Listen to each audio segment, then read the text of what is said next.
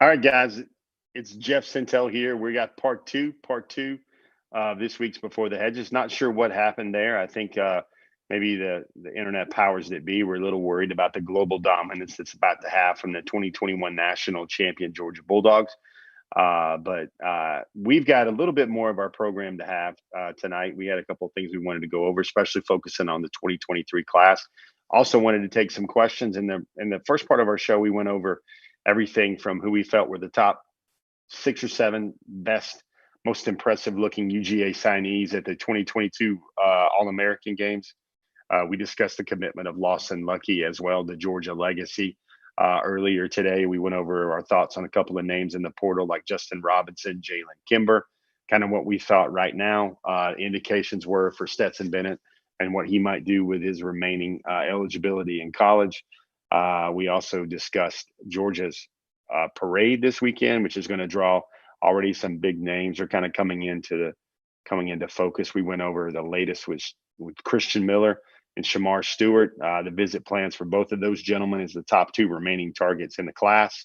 And we covered a lot of ground on all things. I think the one thing we still needed to get to today to close out our show is, first of all, certainly want to take all your questions and comments as we can. This is one of those, I would call it a thank you type, grateful type shows where we wish to, whatever we can to show our appreciation for you guys following us and keeping up with us. And we hadn't done Hedges in a while due to the holidays and me traveling for the All American Bowls and the Orange Bowl and everything else like that. So we wanted to give you guys a chance to hit me with any questions you have. But since the last time we did our Before the Hedges, we need to kind of recoup our look. Georgia currently has 24 signees, 27 members are currently in the class. That includes 3 commits. Darius Smith wants to sign with his Appling County teammates on February the 2nd. Jordan James is going to, didn't want to make his decision, didn't want to make any signing decision currently during the month of December during the early period. Says he really solidly feels he's still in the class at Georgia, wants to become a Bulldog, feels proud that he is a Bulldog. But he said he was traveling during the early period. That's the decision he gave me, that he was not able to make his sign during the early period because his family was taking a vacation. They were on a cruise. He wasn't able to do so in the manner that he saw fit to make his signing day decision. So he wants to do that in February. Other schools like Oklahoma, Auburn, those schools are still coming after him. Florida State, other schools like that are making a run at him as well. Georgia currently has 13 commits or signees on offense, 13 commits or signees on defense. One of those is special teams. Saw a question there about the Thunder from down under, Brett Thorson. My information says that he is making the move to Athens. He flew over, I think, sometime last week, and classes obviously started this week in Athens. And folks, as high of esteem as I have for Jake Camardo, when it is very high esteem, probably deserves to be on that Mount Rushmore, the greatest 3 or 4 punters in Georgia history. Especially enjoyed watching him every pregame, especially in his senior year when he was really had it rolling and dialed in. Just the kind of looks that Todd Hartley and Will Muschamp would make watching him warm up in practice from a punter's perspective. It's kind of a lot like Mark McGuire and Sammy Sosa taking batting practice during the 90s. But the people that Pro Kick Academy in Australia have every confidence that they think Brett Thorson, because Thorson's already a 22-year-old guy, don't forget that. The things are a little bit differently how they handle the developmental punters from former rugby players in Australia. They feel he can come in and do the same things that Jake Camardo was for Georgia right out of the gate. And that's why you see so many Aussie punters that are traditionally occupying all the finalists and always up for the Ray Guy Award over the last 5, 6, 7 years. Georgia currently has 10 in-state signees or commitments, 17 out-of-states. They have 5 five-star commits. That's Malachi Starks, Marvin Jones, Jaheim Singletary, David Everett, and Michael Williams. As we mentioned before, those guys are all on the defensive side of the ball. Never had 5 five-stars on the defensive side of the ball. They have 9 commitments in the top 50. They have 12 commitments in the top 100. They have 13 in the top 150. All but 2 of those guys are in the SEC footprint. There were 16 All-American selections this year for Georgia. 8 of the team's 12 highest rated commitments or signees. Those guys are all signees. Those were defensive players. This is the best defensive group in Kirby Smart's recruiting history at Georgia. Looking at some top 23 top targets. This is our version 5.1. I think this is the 5th month now. We've been trotting out the guys we feel are top targets for this list. Number 13 is Makari Vickers out of Tallahassee, Florida. Number 12 is Trayon Webb, Jacksonville, Florida, running back, former Oklahoma commitment now. He visited Georgia for the Charleston Southern game and came away very much impressed. Santana Fleming, that's an impressive wide receiver out of American Heritage as well. Same high school, which has now signed up Marvin Jones Jr. to Georgia. Tony Mitchell is a 5-star corner. You see the name A.J. Harris. At one time, he was the number 1 corner in the country. Excuse me, the number 1 top target for Georgia in the 2023 class. I think things with AJ and Georgia need to improve for him to become a part of the class. I think AJ's taking a good look at schools like Ohio State, Auburn, even North Carolina. Those are kind of the schools that have really caught his eye. Always with Clemson and Notre Dame and Alabama were factors there for him as well. I just kind of think Georgia, kind of clearly in that top 3 or top 4, but I don't know if they've really. They're really standing out right now for A.J. Harris as well. Reuben Owens, the second. He's out of El Campo, Texas. One of the most brilliant, most prolific high school running backs we've seen in quite some time. Number 7 is Kelby Collins out of Gardendale, Alabama. Number 6, Justice Haynes. We mentioned him in the part 1 of our program. He will be in Athens this weekend. Levius L.T. Overton out of Milton High School, currently playing basketball right now. L.T. Overton, I think Georgia's one of his top schools. I would look for L.T. Overton to kind of get his process going pretty fast and try to cut down from where he is right now. I can see him coming out with a reduced top schools list sometime in the near future. Number 4, that's that Manning kid, Arch Manning. Peyton Manning was in the house to see Georgia win a national championship on Monday night at Lucas Oil Stadium. Number 3 is Jonel Aguero. That's the 5-star safety out of IMG Academy. Really likes Georgia a whole lot. Caden McDonald, we mentioned him earlier in our program as well. He's a guy that was going to try to get to Athens this weekend simply as a fan to watch the parade and also to watch the celebration inside the stadium. He's from North Gwinnett, really likes Georgia a lot. Georgia's a top school for him. And Caden is a guy that had a prolific junior season, and he was very high on the dogs, picking the dogs, taking on all bets and all comers, heading into the national championship game with Alabama. Number 1 is the 5-star edge, Malik Bryant out of IMG Academy. Some other names I wanted to put in there, C.J. Allen, Justin Benton, the former Newton High star who really handled himself very well at IMG Academy this year.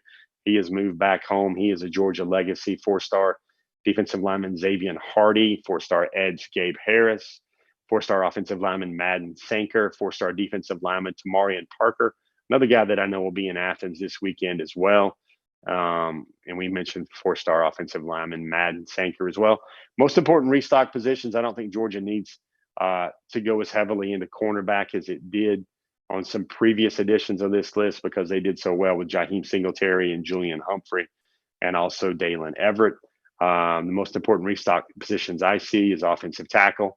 Wide receiver will continue to be a need. I think Georgia will continue to get hit heavy in the portal there.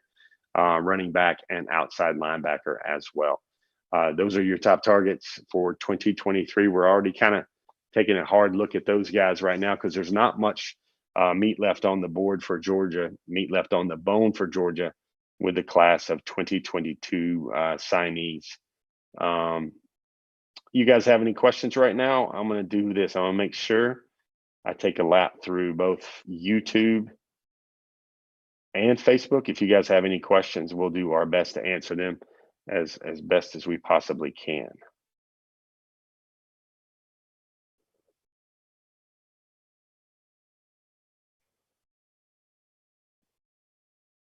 How's everyone tonight? Do anybody have a Indianapolis story? I mean, folks, I hope you know this, but like when the game was over, it was 12 degrees outside. That's pretty cold.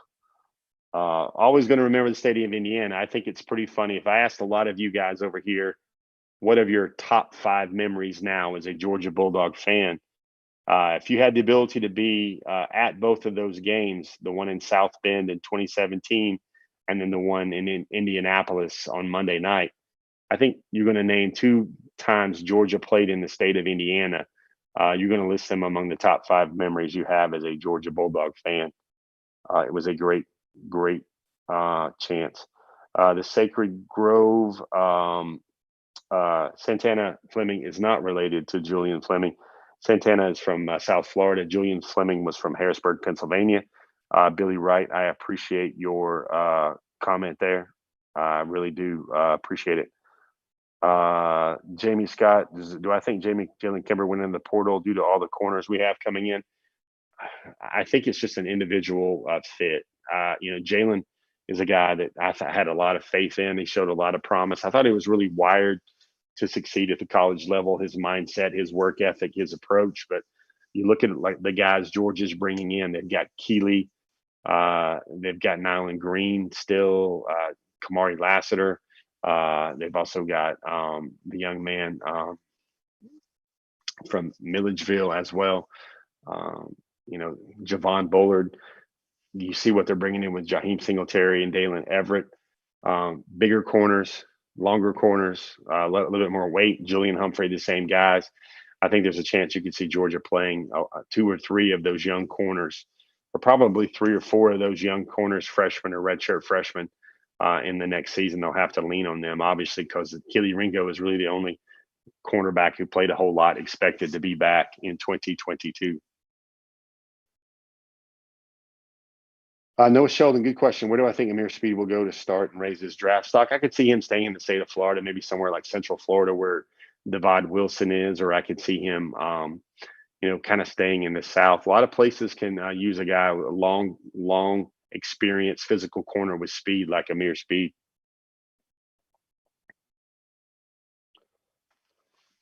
Let me see. Let me drift over to Facebook and see Facebook.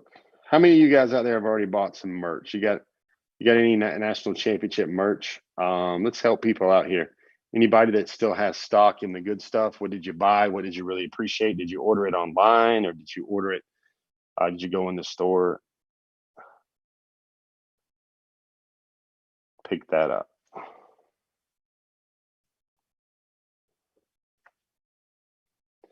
Kevin Flute, I appreciate your thanks for there a lot, man. Again, I should be thanking you guys. I mean, there's a lot of people that do this. There's a lot of people that try to feed the beast of this insatiable Georgia fans' appetite. And I'm just thankful you guys choose to look to Dog Nation for a lot of your news and a lot of your content. And I'm thankful that you guys know that Wednesday nights are for all of us here as well. It certainly means a lot. The work I do, the effort we put into it, and I hope it shows. And I hope it's stuff you guys really, really like. Again, with so much going on and everybody hanging out and having a good time, and just being a great time to cover this football team, not just being, it's great to be a Georgia Bulldog. I just want to make sure that you guys know from the bottom of my heart how thankful that I am that I get a chance to do this for you guys. I tell you, I was in a giving mood, Justin Elijah. Justin says thanks because I was kind of getting ready to go back into the press work area, but a couple of you good folks that were down there by the edges, you were asking me, hey man, can you get you some confetti?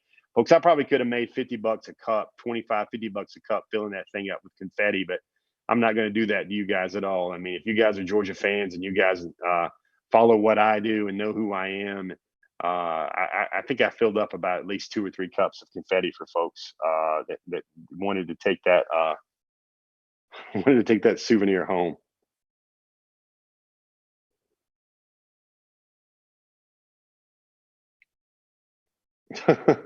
Jeremy Hunsley, you got 2 shirts. Kitchen sink. Well, Daniel, what did you get? What did you think? Did you get one of those cups? Did you get a polo? Did you get a hoodie?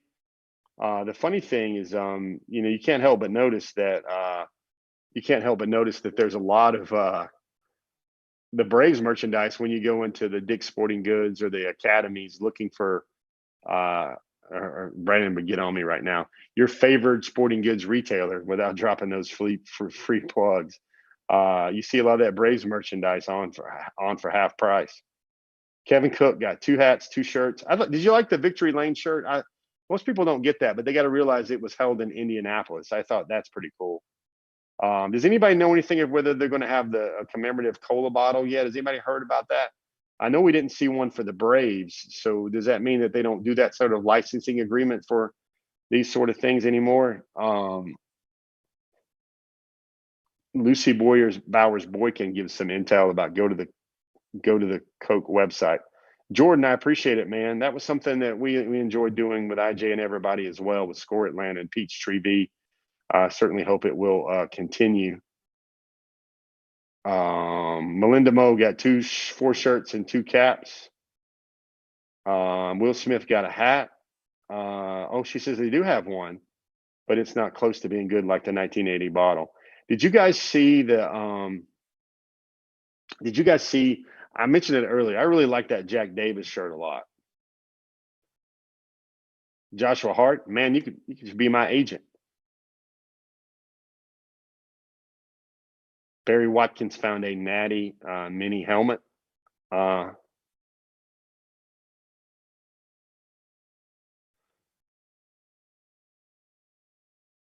think there's a lot of guys, and I'm just going to say it like this. I think there's a lot of guys that think they know what's going on with a lot of key Bulldogs in the portal, and they try to sound like they know what's going on. But I know a lot of these situations, and I know a lot of these situations aren't really decided yet.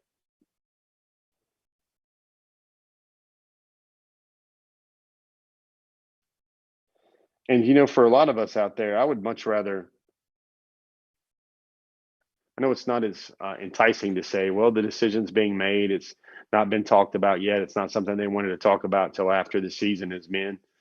And I know that doesn't really trade well in the headline, but I think that is what it is. But I enjoyed listening to you guys tell me all about the merch and everything that you got going on. Ray Lynch is hiding box from the hiding boxes from the wife. You hiding it, Ray? You hiding it because it's for birthday presents and Valentine presents and Christmas presents? Barry Watkins got a banner flag. Folks, I gave away out a bunch of Dog Nation Field editions from the game, especially live on site. We also gave away a bunch in the hotel afterward. All right, guys. Thanks for coming around for part 2. I know it sounded like a merchandise swap, but we gave you guys some good information there on the 2023 guys that we think are kind of the bigger names to watch right now going forward. Certainly if we go over those Malik Bryants, Caden McDonald's, Jonell Agueros, LT Overtons, and Justice Haynes, those to be the next huge building block pieces for Georgia to try and track down. They currently do have the #1 recruiting class in the country for 2023. Of course, that Manning fellow is going to occupy a lot of people's attention going forward. He starts taking visits again, trying to figure everything out.